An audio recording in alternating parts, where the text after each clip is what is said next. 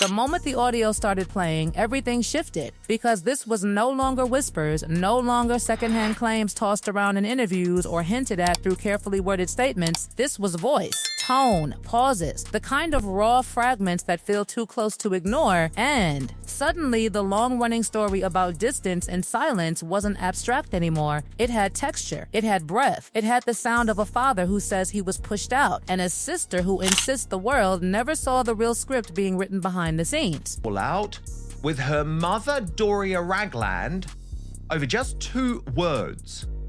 Now, continually make him look like a horrible slob and do everything they could to disparage him. It felt really wrong. British.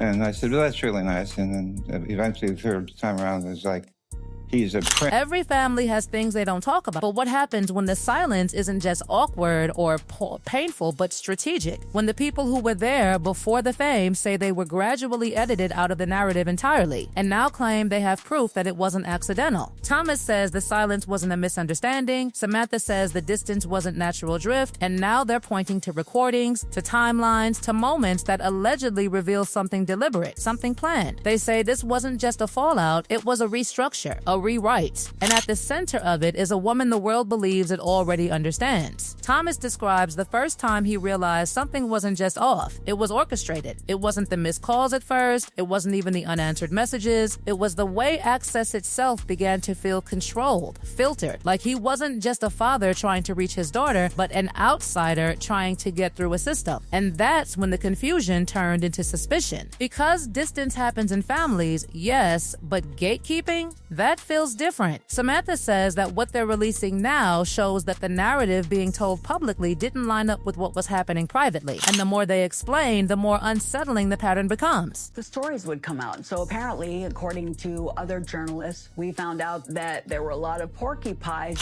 From the outside, everything looked intact. Smiling photographs, moments framed as affectionate and warm, but Thomas insists that behind those curated flashes was a wall slowly going up. One built not with anger, but with logistics, with intermediaries, with the quiet suggestion that even a father might need permission. And that word keeps coming up, permission. He says there were times he felt he had to request access, not emotionally, but formally, like there was a structure in place designed to manage who could reach her and when. Samantha backs that up, saying she experienced something similar. Conversations rerouted, invitations adjusted, the closeness that once felt automatic becoming something that had to be coordinated. No, not in my last, but I still haven't seen my grandkids. And no real moments without purpose. That's how Thomas describes it. As if every interaction was evaluated before it happened. As if spontaneity had been replaced with strategy. And this is where the new audio supposedly changes everything. Because according to Samantha, the recording captures a conversation about protecting the narrative, about keeping certain family dynamics off stage. She claims it reveals a mindset, not just emotional distance, but image management. The allegation isn't that success changed her, it's that success required a version of her life that didn't include the messy, complicated history she came from, and that the easiest way to maintain that polished version was to create controlled distance. But here's where it takes another turn, because while Thomas and Samantha are speaking loudly, Doria, who for years was perceived as the steady, composed presence, is now said to have broken her silence too. Not in a dramatic outburst, but in a measured acknowledgement that things were more structured than people realized. She doesn't echo every accusation, but she doesn't dismiss the core claim either, and that alone feels seismic.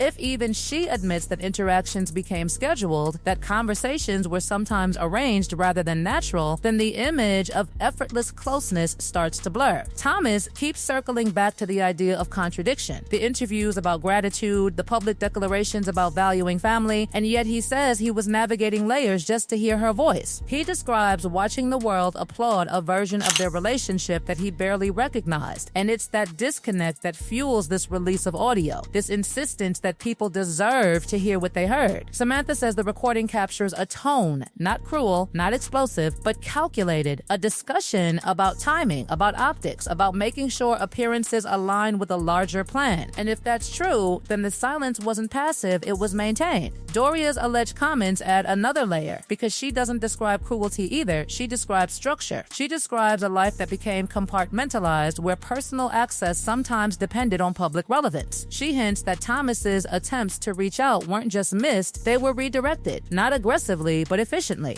And efficiency can feel colder than anger, because anger at least acknowledges emotion. Efficiency implies prioritization, and if what they're suggesting is accurate, the priority wasn't maintaining old bonds, it was maintaining a new image. Samantha goes further, claiming that the audio hints at long-term thinking, that even before the biggest milestones, there were conversations about alignment, about making sure every visible relationship supported a specific story. She says it explains why certain relatives appeared in some moments and disappeared in others, why access seemed inconsistent. It wasn't random, it was curated. And that word keeps echoing, curated, as if family itself became part of a broader presentation. Thomas insists this isn't revenge. He says it's clarity. He talks about sitting in silence for years while headlines framed him as the problem, as the embarrassment, as the misstep in an otherwise pristine ascent. He says the audio matters because it shifts the frame, because it suggests that the estrangement wasn't chaos but design, that being pushed to the margins wasn't accidental but necessary for the narrative being constructed. And whether people believe him or not, the fact that recordings are now part of the conversation changes the texture of the debate. It's no longer just memory against memory, it's tone against tone. And what makes this entire situation feel heavier is that none of them describe explosive fights. They describe gradual reclassification, from family to complication, from father to liability, from sister to footnote. They describe being present in the origin story but absent in the rebrand. And when Doria's name enters the mix, when she's said to have acknowledged that scheduling became the norm, that calls were sometimes arranged like appointments, the contrast with the public image becomes sharper, because the public image was warmth, ease, authenticity. The private description is management. The audio, Samantha says, doesn't scream scandal. It whispers strategy. It suggests an understanding that visibility requires control, that uncontrolled narratives can derail momentum. And if that's the mindset, then distance becomes a tool,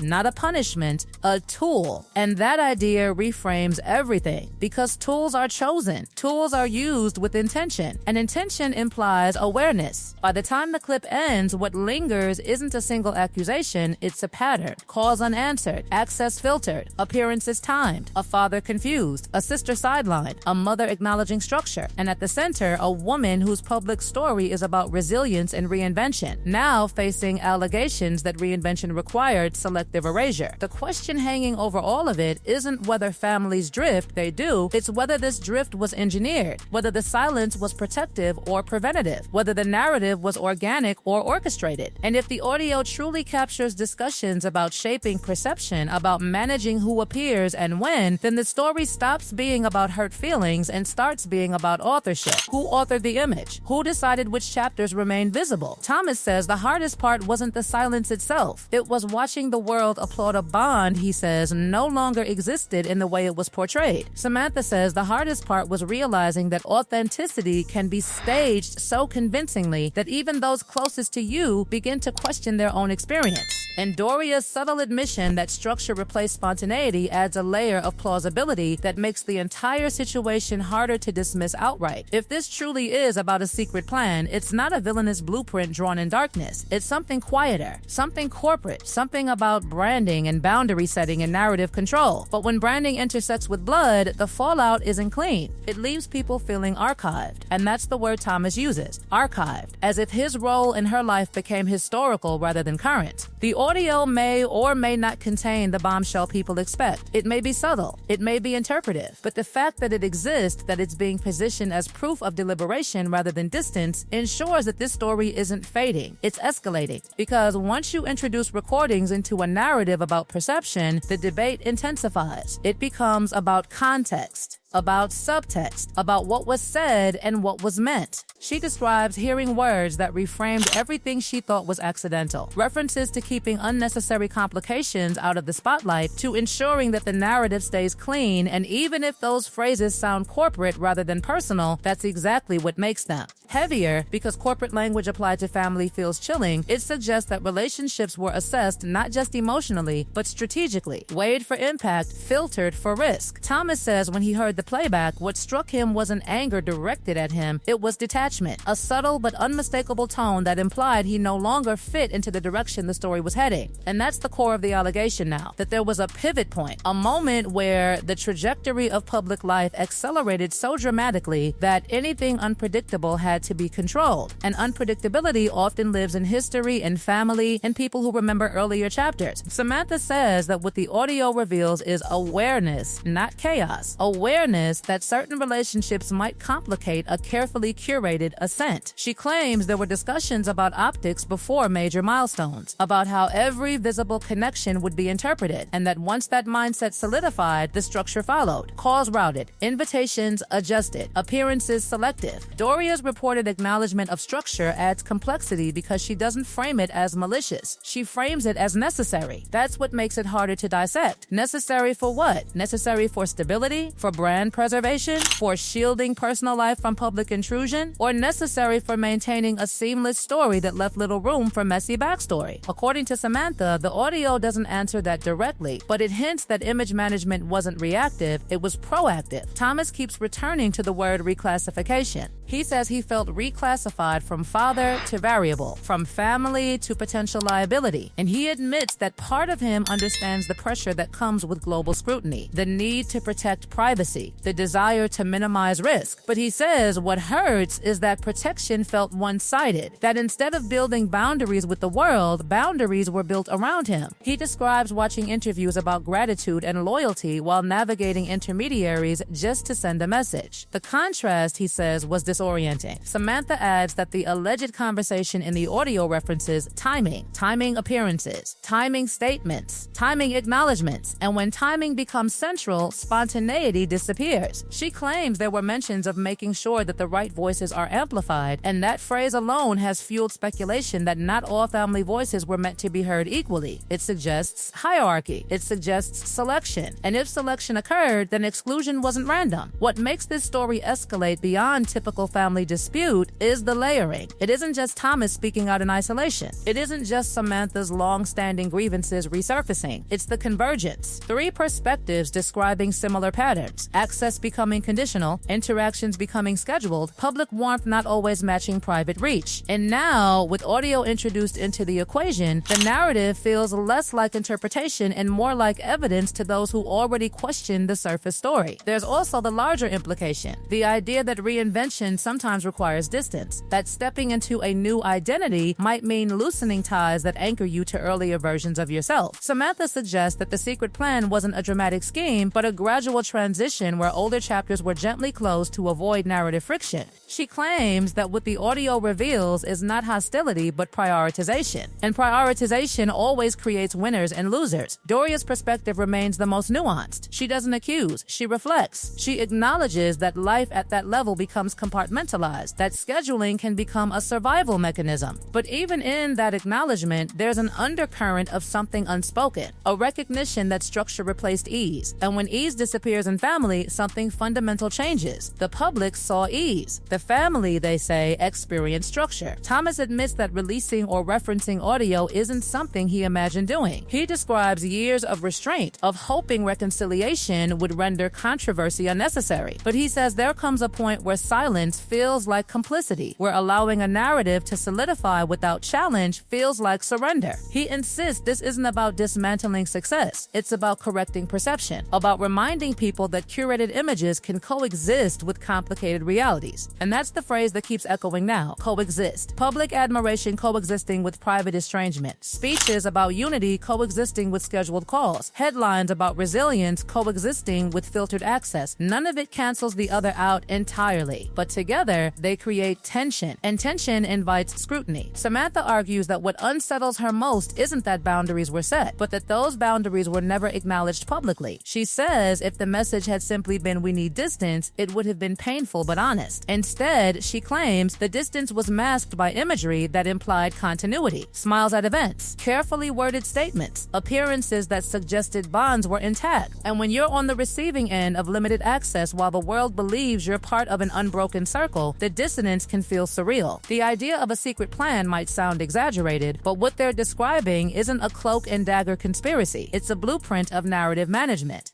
identifying which elements of personal history align with forward momentum and which might complicate it, deciding how much proximity certain relationships should have to the spotlight, ensuring that every visible interaction reinforces the chosen storyline. And if that process occurred, even subtly, then the audio becomes a window into how intentional it was. What complicates everything further is that public opinion was never monolithic. Some have long defended the need for boundaries, arguing that fame demands insulation. Others have questioned inconsistencies between interviews and lived experience. This new development, the alleged audio, doesn't settle that debate. It intensifies it, because once you introduce recorded language about narrative control, people start listening differently to everything else. Past statements, past appearances, past omissions. Thomas says the most painful realization wasn't that he was excluded, it was understanding why. He suggests that unpredictability, especially from someone outside carefully managed circles, poses risk. And risk in a world built on image is minimized. He claims he became risk. Samantha believes she did too. And if Doria's acknowledgement of structure is accurate, then even she recognized that life had shifted from organic to orchestrated. The story now isn't just about betrayal, it's about transformation, about whether transformation requires selective editing of personal history, about whether authenticity can survive meticulous curation, and about whether love can remain intact when access becomes strategic. As this second part closes, the larger question looms: was there truly a secret plan, or was there simply adaptation to overwhelming scrutiny that felt personal to those on the outside? The audio may hint at intention, but intention can be interpreted in multiple ways: protective, calculated, necessary, or distancing. What cannot be ignored is the emotional residue described by all three voices: a father who felt archived, a sister who felt reclassified, a mother who acknowledged structure where ease once lived, and at the center, a public figure navigating global attention with precision. The controversy doesn't end with the audio. It expands, because once people start questioning how narratives are built, they begin to question what else was curated,